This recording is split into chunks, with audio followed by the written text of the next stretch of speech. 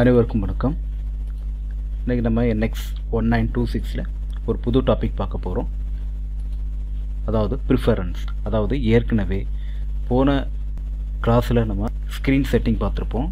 So அதுக்குள்ளே மெனூஸ்னு ஒரு ஆப்ஷனுக்குள்ளே நிறைய ஆப்ஷன் பார்த்துருப்போம். அதில் ப்ரிஃபரன்ஸையும் நம்ம உள்ள ஆப்ஷன் பார்த்தோம். அந்த ப்ரிஃபரன்ஸுக்குள்ளே ஒரு யூசர் இன்டர்ஃபேஸ் ப்ரிஃபரன்ஸ், அதாவது கீபோர்டில் Ctrl+2 கொடுத்தோம்னா அந்த ப்ரிஃபரன்ஸில் உள்ள யூசர் இன்டர்ஃபேஸ் ப்ரிஃபரன்ஸ் ஓப்பன் ஆகும். இதை தான் இன்றைக்கி நம்ம பார்க்க போகிறோம். இதனால என்ன யூஸ்?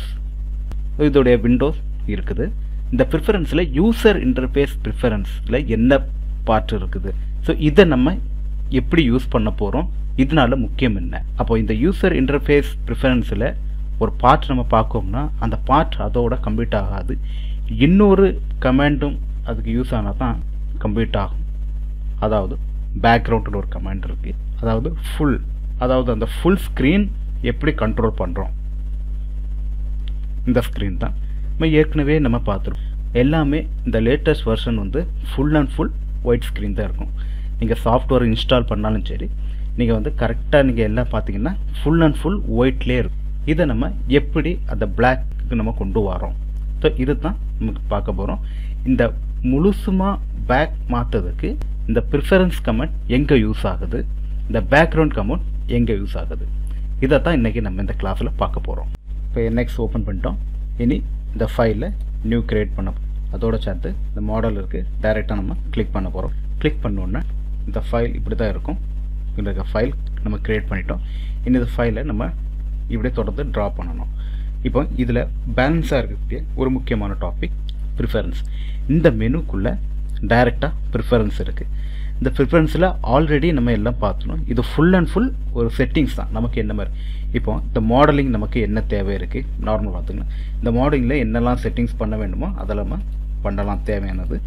ஆனால் நம்ம இதில் எந்தமே சேஞ்ச் பண்ண போகிறது, இதெல்லாம் அப்படியே நார்மலாக இருக்கட்டும். ஆனால் நமக்கு ரொம்ப முக்கியமான இவங்க ஸ்கெட்ச்லேயும் கூட நம்ம செட்டிங் பண்ணலாம், அசம்பிளில் செட்டிங் பண்ணலாம், PMA டேப் எல்லாமே செட்டிங் பண்ணலாம். ஆனால் இதில் பாருங்க டைரெக்டாக நம்ம இந்த யூசர் இன்டர்ஃபேஸ் ப்ரிஃபரன்ஸ் தான் பார்க்க போகிறோம். இந்த கீ Ctrl+2. இதே மாதிரி செலெக்ஷன் மெத்தட்லேயும் நிறைய மெத்தட்ஸ் இருக்குது. நீங்கள் ரெக்டாங்கிள், அதாவது இந்த 3 ஆப்ஷன் நம்ம ஏற்கனவே இங்கே பார்த்துட்டோம். இந்த இடத்துல இது எதுக்குன்னா, இப்போ நீங்கள் ஒரு மாடலை நீங்கள் செலக்ட் பண்ணுறீங்க. இப்போ ஒரு கர்வ் இருக்குது, ஒரு 2D ஆப்ஜெக்டை செலக்ட் பண்ணுறீங்க. எக்ஸ்ட்ரூட் பண்ணோம்னா நீங்கள் வந்து ஒரு ஆப்ஜெக்டை நீங்கள் செலக்ட் பண்ணோம்னா இந்த கர்சர் வந்து என்ன மாதிரி மெத்தடில் செலக்ட் பண்ணணும், அது மாதிரி சர்க்கிள் ஃபார்ம்லையா இல்லை ரெக்டாங்கிள் ஃபார்ம்லையா இல்லை லேசோ ஃபார்ம்லையா செலக்ட் பண்ணக்கூடிய ஒரு மெத்தட் தான். நமக்கு நார்மலாக ரெக்டாங்கிள் ஃபார்ம். ஓகே, இதே மாதிரி இதே இது தான் ப்ரிஃபரன்ஸில் விஷுவலைசேஷன். இந்த விஷுவலைசேஷனும் இப்படி தான். இப்போ நார்மலாக இப்படியே வச்சுருவோம்.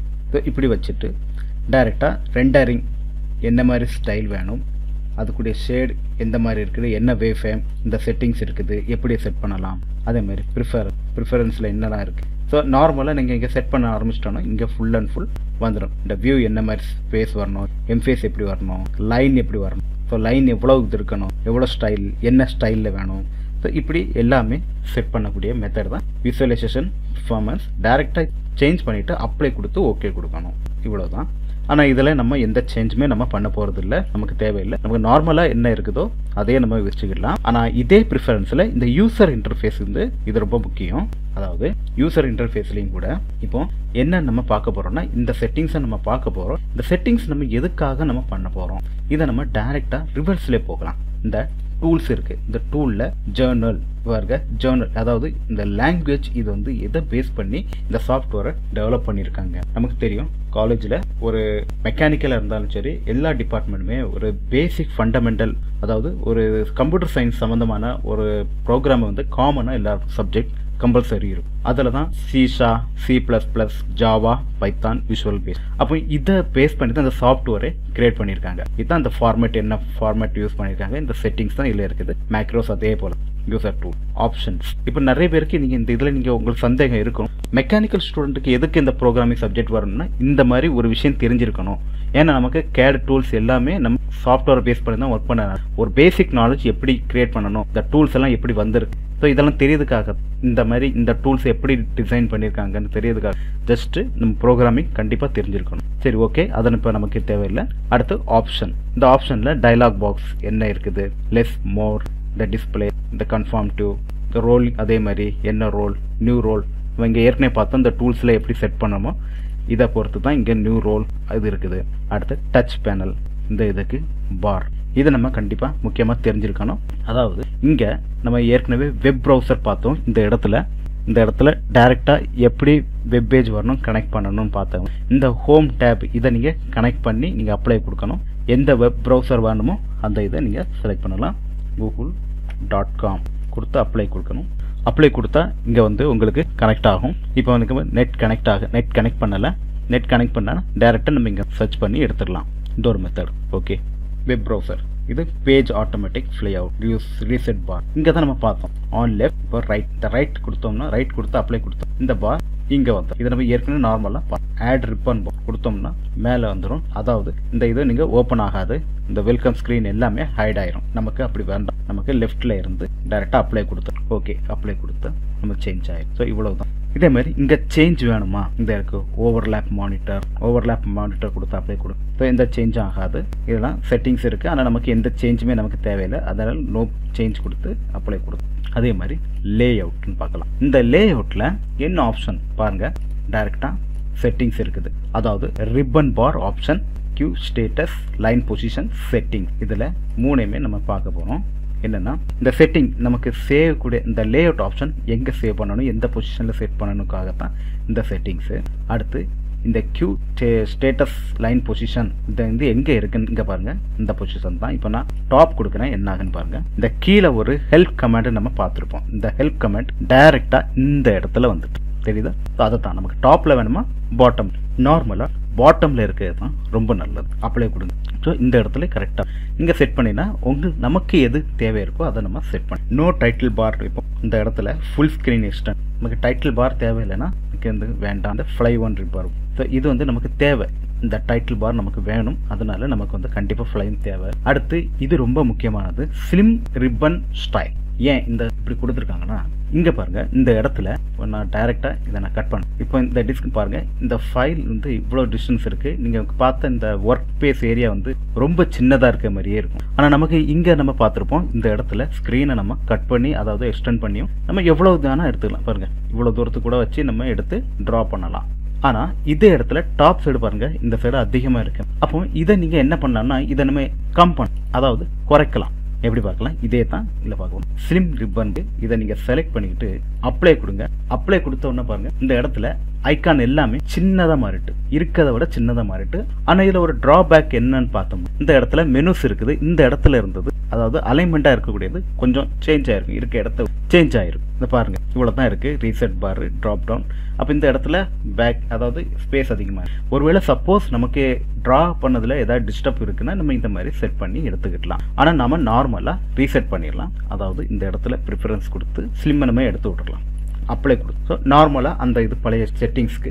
ஓகே, இது வரைக்கும் நமக்கு வந்து யூசர் இன்டர்ஃபேஸில் ஒரு பேசிக்காக இது வரைக்கும் நம்ம தொடர்ந்து பார்த்துட்டோம். ஆனால் இன்னி இதில் ஒரு முக்கியமான ஒரு டாபிக் நம்ம பார்க்க போகிறோம். அதுதான் ரொம்ப முக்கியம். இந்த தீம் தான் ரொம்ப முக்கியமான ஒரு பார்க்கக்கூடிய ஒரு முக்கியமான விஷயம். ஏன்னா நமக்கு இந்த செட்டிங் தான் நம்ம கண்டிப்பாக பண்ணியாகும். வேற எந்த செட்டிங் நம்ம பண்ணாட்டாலும் கூட பரவாயில்லை.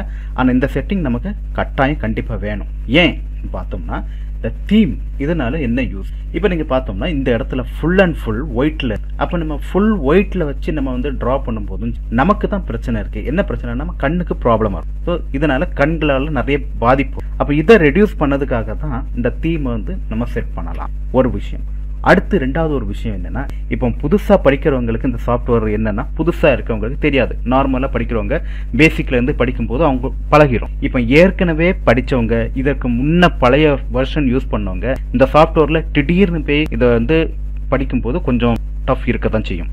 ஒரு பொசிஷனுக்கு நம்ம நார்மலாகவே பார்ப்போம். ஒரு வீட்டில் நம்ம வந்து சொந்த வீட்டில் நம்ம இருக்கோம், இன்னொரு இடத்துல போய் தங்கும் போது நமக்கு வந்து கம்ஃபர்டபுளாக இருக்காது. ஸோ அதே மாதிரி தான் இந்த இடத்துல நம்ம வந்து இந்த ஒரு சாஃப்ட்வேர் நியூ வெர்ஷன் படிக்கும்போது ஒரு விதமான ஒரு கன்ஃபியூஷன் இருக்கும். ஸோ இதையும் ரெடியூஸ் பண்ணலாம். எப்படி பண்ணலாம் ஃபர்ஸ்ட் பார்க்கலாம். ஃபர்ஸ்ட் இந்த இடத்துல நம்ம எப்படி தீம் செட் பண்ண போகிறோம்னா பார்க்க போகிறோம். இப்போ இந்த இடத்துல தீம் வச்சுட்டோம்.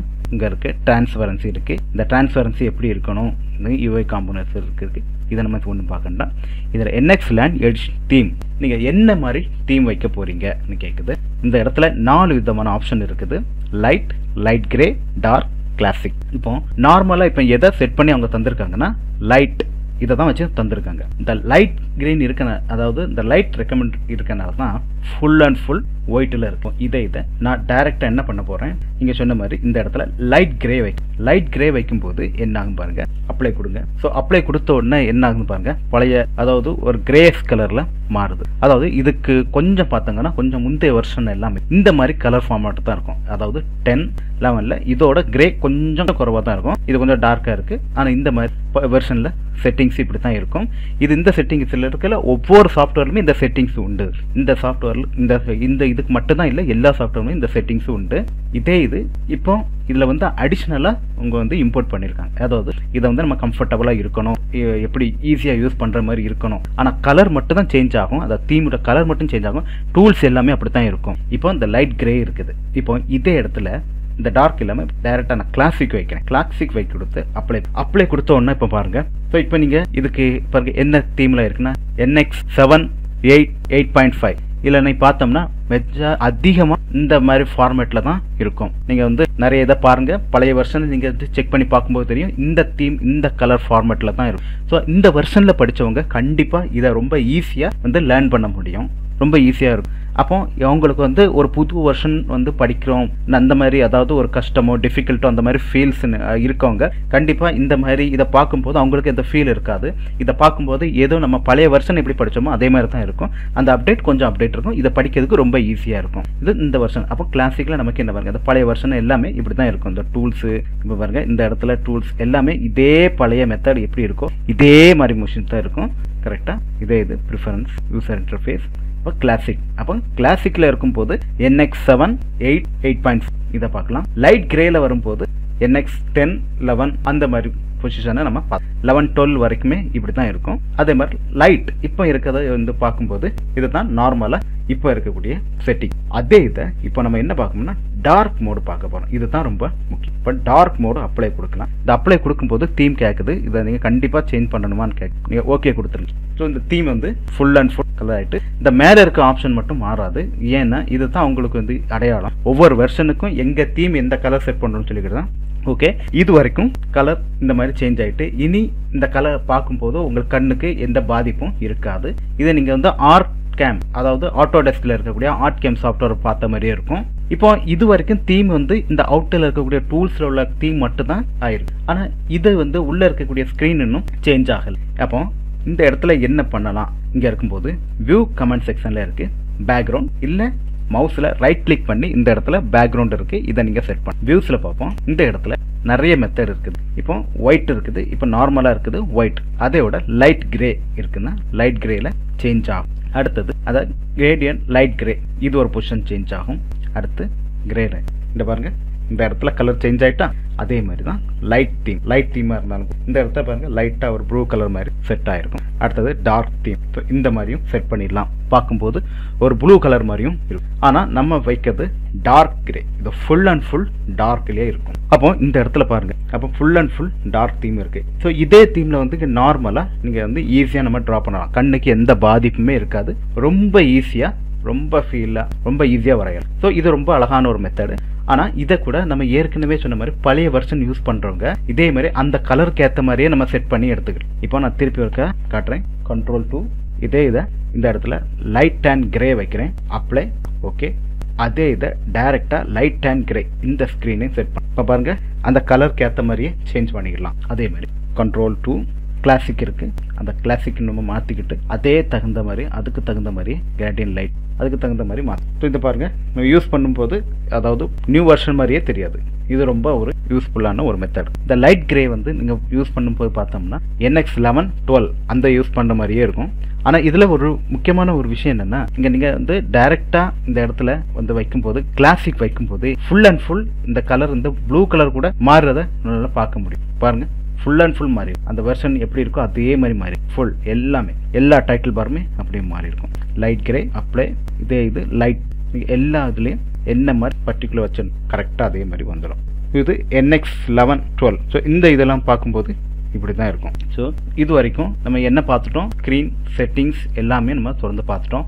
அதாவது வெல்கம் ஸ்க்ரீன், அதாவது அந்த ஒரு ஃபைலை எப்படி நம்ம கிரியேட் பண்ண போகிறோம், அந்த ஃபைல் எப்படி நம்ம வந்து உள்ளே இருக்கக்கூடிய இதில் வந்து ஒர்க்கிங் டைரக்டரியில் செட் பண்ணி நம்ம உள்ளே இருக்கக்கூடிய செட்டிங்ஸ் எப்படி இருக்குன்னு நம்ம பார்த்துக்கிட்டோம். அந்த ஸ்ட்ரக்சர் எப்படி இருக்குது, லேஅவுட் எப்படி இருக்குன்னு பார்த்தோம். அதோட மெனுஸில் ப்ரிஃபரன்ஸ் இருக்குது. ஸோ கலர் பேக்ரவுண்ட் எப்படி இருக்குது, அதெல்லாம் நமக்கு எப்படி தேவை இருக்குது, நம்ம எப்படியெல்லாம் செட் பண்ணலாம் பார்த்துட்டோம். நம்ம அடுத்து நம்ம 2D வந்து எப்படி ட்ரா பண்ணலாம்னு சொல்லி நம்ம 2D செக்ஷனை நம்ம எப்படி இருக்குன்னு நம்ம பார்க்க போகிறோம். ஸோ இது வரைக்கும் நீங்கள் பார்த்ததுக்கு நன்றி, வணக்கம்.